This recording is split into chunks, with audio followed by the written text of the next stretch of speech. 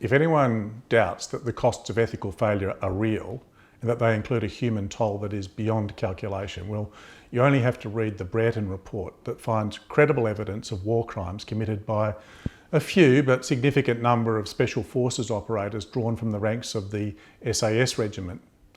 Do that and all doubt will be gone.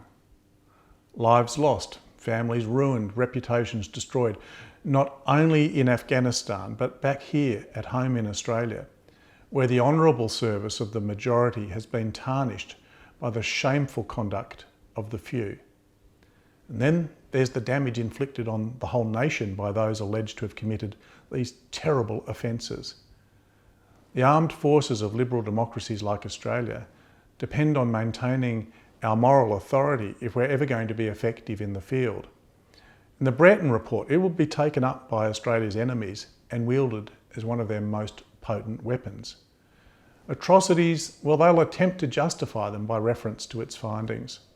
Yet none of this was inevitable, and nor was it prevented by the existence of laws and regulations that have been carefully crafted over generations to outlaw war crimes of the kind prosecuted at Nuremberg in the aftermath of the Second World War. Laws, regulations, rules of engagement, all of them are necessary. However, they are not sufficient. Unless the ethical foundations of an organisation are strong and imbued with life, real life, then the regulatory structure risks becoming a house of straw. It can be just swept away by the slightest breath of dissension or indifference. Well, the trouble is that the corruption of core values and principles goes largely unseen. It takes place in the shadows that we cast from our own conditioned blindness. Too often, we look for evidence of willful blindness in those whom we expect to see and arrest this corruption and the ethical failure it gives rise to. However, this is mostly not what happens. Instead, the habits of a lifetime, and many of them can be virtuous, they can reduce the span of our vision. Over time, you come to see only a narrow spectrum of the information that is objectively available to you. And it's this that leads people to wonder of themselves, how is it that we didn't see what later appears to be just so obvious? Justice Paul Brereton has recommended further investigations, and these may lead to prosecutions. I hope they do. The wheels of justice, well, they're slow to turn. However, we will eventually know if people are culpable for the war crimes that have been revealed to a shocked world. However, that still leaves open questions about where responsibility ultimately lies. And it's here that I want to highlight a really important distinction.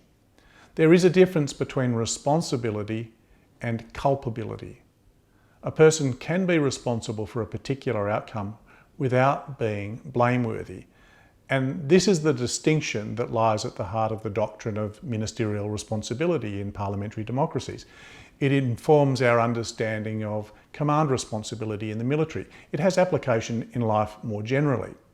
The point is that the blame or credit that we earn should be based on what we do or fail to do.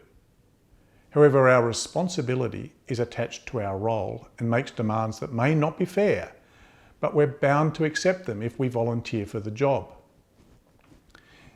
Ethical failure can be devastating in its effects. No amount of regulation and surveillance can offset its corrupting influence. So it really mystifies me that we invest so little in the ethical infrastructure of our organisations and society.